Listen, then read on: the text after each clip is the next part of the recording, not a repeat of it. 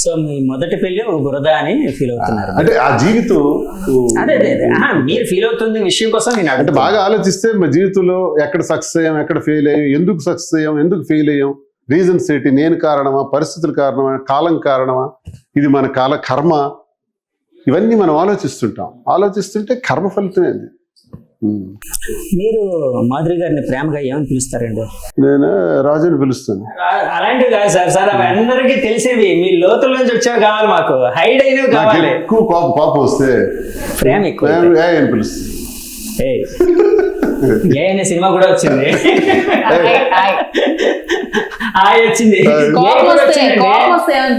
ఏ cinema Siddhartha అండి, సిద్ధార్థ హీరోగా వచ్చింది. సో ఏ అని పిలుస్తారా మీరు? ఓకే, ఎలాంటి ఫీలింగ్ కలుగుతుంది ఆ పిలుపు వినగానే మీకు? నాకు చెప్తున్నాను కదా, నాకు each and every moment is memorable moment. ఆయన మీద యాక్చువల్ గా మీరు ఆయన కలిసి ఒక 4 ఏళ్ళు అయిందన్నారు, అంతే కదండి? 4 years పరిచయం. ఈ 4 years లోని ఇంత ప్రేమ ఇవన్నీ కలగడానికి కారణం ఏంటంటారు? అంటే ఆయనలో ఆకర్షణ, అయస్కాంత శక్తి ఏదో ఉందన్నారు కదా, అంటే నేను అంటున్నాను అయస్కాంతం ఏదో ఉందని మిమ్మల్ని అట్రాక్ట్ చేసిందని. సో అయస్కాంత శక్తి ఏంటి అనుకుంటున్నారు? అదే మీకు చెప్పాను కదండి, అతను ఉన్న క్వాలిటీస్ అని, ఆ క్వాలిటీసే నన్ను అట్రాక్ట్ చేసాయి.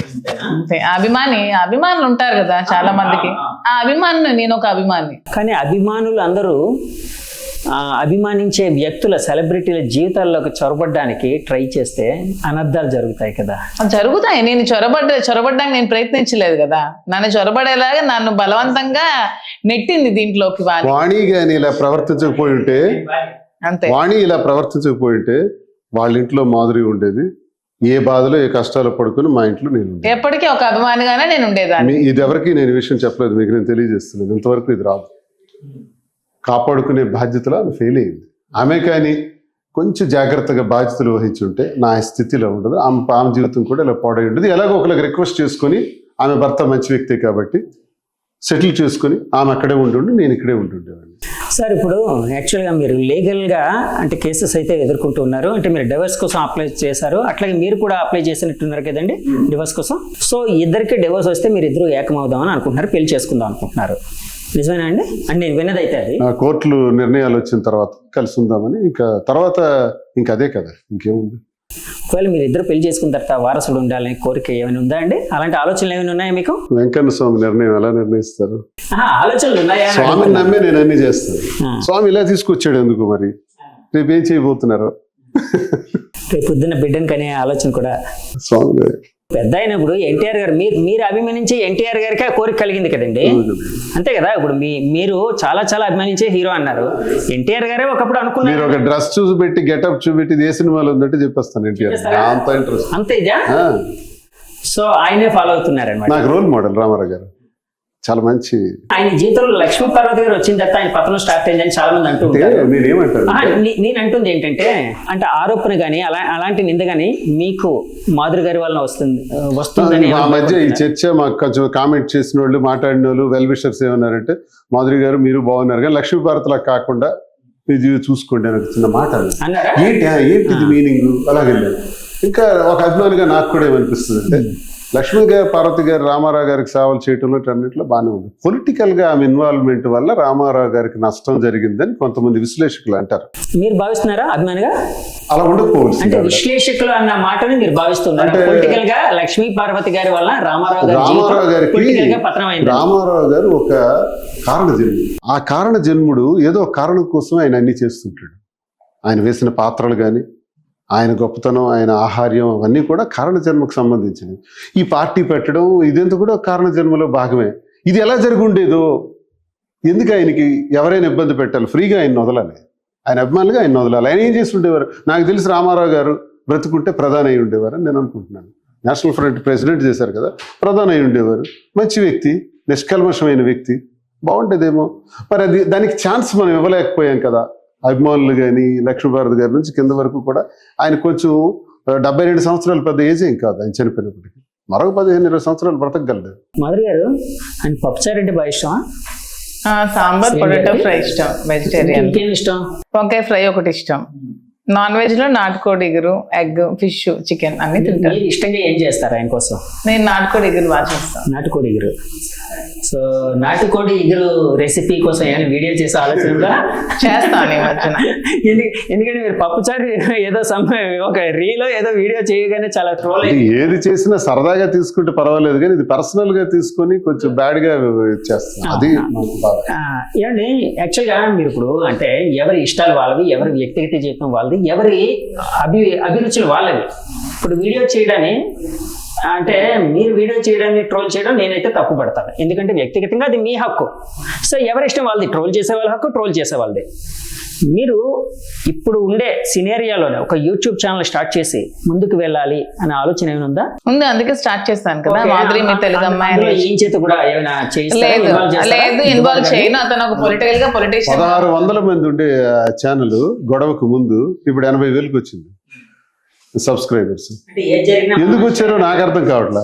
అంటే 80,000 1600 ఏ రోజు 8వ తారీఖు వాణి ఇక్కడికి వచ్చేటప్పటికి 1600 సెక్టాస్ట్, అది 80,000. ఈ వ్యూవర్స్ కూడా 10 లక్షలు 20 లక్షల మంది చూస్తున్నారు. బాగా వ్యూవర్షిప్ పెరిగింది, ఇవన్నీ పెరిగాయి. మరి జనం అదే చెప్తున్నాను కదా, జనం దేవుళ్ళు, ప్రజలు దేవుళ్ళు, వాళ్ళే అన్ని నిర్ణయిస్తారు మంచి చెడు. మీరు ప్రతి విషయంలో మాధురి గారిని సపోర్ట్ చేస్తారండి? అంటే ప్రతి విషయం చేస్తాను, అన్ని విషయాలు మంచి.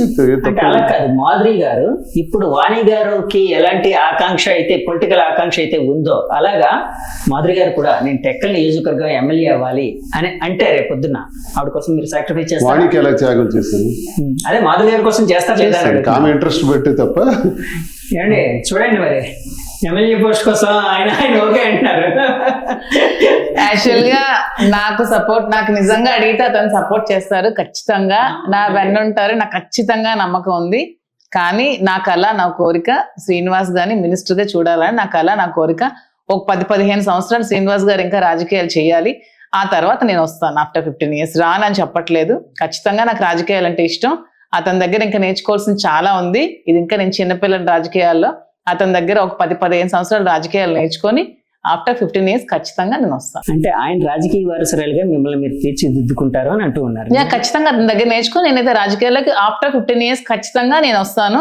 కానీ 15 years వరకు శ్రీనివాస్ గారినే నేను ఎమ్మెల్యేగా చూడాలి, మినిస్టర్ గా చూడాలని నా కోరిక, నా డిజైర్. సీరియస్ గా చెప్తున్నా. దివ్యల మాధురి గారు దువ్వాడ మాదిరిగా ఎప్పుడు కాబోతున్నారు? అది మీరే చెప్పారు, లీగల్ ప్రొసీడింగ్స్ అన్ని అవ్వాలి, అవన్నీ క్లియర్ అయితే అప్పుడు మారుతుంది. అంతవరకు నేను దివ్వల మాదిరి కాదు యాక్చువల్ గా, ఇప్పుడు నేను హనుమంతు మాదిరి అని చెప్పుకోవాలి. అవునండి, హనుమంతు గారు అంటే మీ ఇంటి పేరు, అదే మీ భర్తవారి కాదు, మా కన్నవారి ఇంటి పేరు అంటే కాదండి, అత్తింటి వారి ఇంటి పేరుని ఇదా దివ్యల. Okay okay sir. ఏమండి ఎప్పుడైనా మీ భర్త గారితో ఎప్పుడైనా మాట్లాడారు ఈ మధ్య? మాజీ భర్త బోస్ గారు అనండి. తను ఇప్పుడు ఫారెన్ లో ఉన్నారు ప్రెసెంట్. ఈ మధ్యన ఎప్పుడు మాట్లాడలేదు. ఆల్రెడీ డైవర్స్ అప్లై చేసుకున్నాం కాబట్టి వచ్చిన తర్వాత ఆ ప్రొసీడింగ్స్ మ్యూచువల్ అండి. అది మ్యూచువల్ అండి. ఎందుకంటే ఆ మధ్య మీ ఇద్దరి మధ్య సాన్నిహిత్యం మీద రకరకాల కథనాలు వచ్చినప్పుడు ఆయన వీడియో కూడా ఒకటి రిలీజ్ అయింది. ఆయన అయితే మిమ్మల్ని చాలా సపోర్ట్ చేశారు. నా భార్య ఎలాంటిదో నాకు తెలుసు, మాధురి గారు ఎలాంటి వాళ్ళో నాకు తెలుసు అన్నట్టు కూడా చెప్పుకొని వచ్చారు. చాలా సపోర్టివ్గా ఉన్నారు. సో అంటే అంత సపోర్టివ్గా ఉండే వ్యక్తిని మీరు ఎందుకు వదులుకొని ఈయన వరకు వస్తుంది? అది సపోర్టివ్ అంటే పిల్లల విషయంలో కామెంట్ చేసినప్పుడు సపోర్టివ్ గా ఉన్నారు. మా మధ్యలో కొంచెం మనస్పర్ధలు ఉన్నాయి. కొంచెం తను కూడా మెచ్యూర్డ్, తను కూడా చిన్నప్పటి నుంచి ఫారెన్ లోనే ఉన్నారు. ఎడ్యుకేషన్ కూడా అంతా గీతం యూనివర్సిటీ తర్వాత ఫారెన్ లో చదువుకున్నారు. Matured person. కొంచెం ఇవన్నీ వాణి చేసిన ఎలిగేషన్స్ కొంచెం మనస్పర్ధలు మా మధ్యన పెరిగాక ఇంకా ఈ డిస్టర్బెన్సెస్ కంటే కూడా విడిపోయి మనం బతకడం మంచిదని ఒక నిర్ణయానికి వచ్చాం. అంటే కాదండి, యాక్చువల్గా మీ పిల్లల DNA కోసం రకరకాల వ్యాఖ్యానాలు వినిపించి రకరకాల స్పందనలు వచ్చినప్పుడు ఆయన సపోర్టివ్గా లేకపోయారు అన్న అసంతృప్తి ఏమైనా మీకు ఉందా? సపోర్టివ్గా, అందుకే కదా అతను సపోర్టివ్గా మాట్లాడడానికే కదా వచ్చారు. మాధురి ఏంటో తెలుసా, ఆ సందర్భంలోనే మాట్లాడారా? Okay okay. సో ఆయనతో మాట్లాడుతున్నారు. ఆయన్ని ఎప్పుడైనా పరిచయం చేశారా? నాకు తెలుసండి, ఇంటికి వచ్చేవాళ్ళు కదా. పరిచయం లేదు. 1-2 సార్లు బోస్ గారు అంటారు. ఇప్పుడు తమ్ముడు గారు అంటారా? మంచి వ్యక్తి, ఎందుకంటే ఆయన మంచి వ్యక్తి. ఆయన గురించి మంచి వ్యక్తి, నైస్ ఫ్యామిలీ, చాలా పెద్ద ఫ్యామిలీ, మంచి వ్యక్తి. ఇలా జరగటం చెప్తున్నాను కదా. వాణి ఇలా చేయకపోయి ఉంటే ఆమె అక్కడే ఉండేవారు, నేను ఇక్కడే ఉండేవారు. ఓకే సార్, మీ రిలేషన్ ఆయన ఎలా చూస్తున్నారు? ఈమె మాధురి గారు మొదటి అవి ఇంకా మాకు తెలియదండి, అతను ఫారెన్ లో ఉన్నారు కదా, వచ్చిన తర్వాత అవన్నీ. కాదండి, అంటే మీరు మ్యూచువల్ గా విడిపోదాం అనుకున్నారు కదా, ఎప్పుడైనా ఈయన కూడా ఫ్రెండ్లీగా ఉండేవారు అంటున్నారు కాబట్టి ఫ్రెండ్లీగా friendly ఏం గా లేరండి, రాజకీయ పరిచయం. రాజకీయ పరంగా ఒకటి 2 సార్లు ఇంటికి వచ్చారు అంతే. Okay. అతనికి పరిచయం అంటే లేదు, నేను మాట్లాడలేదు. నామినేషన్ వేసేటప్పుడు నా నామినేషన్ ఫారాలు వాళ్ళ బ్రదరే చూస్తారు, ఓకే ఆ రకంగా ఇంటికి వెళ్ళారు.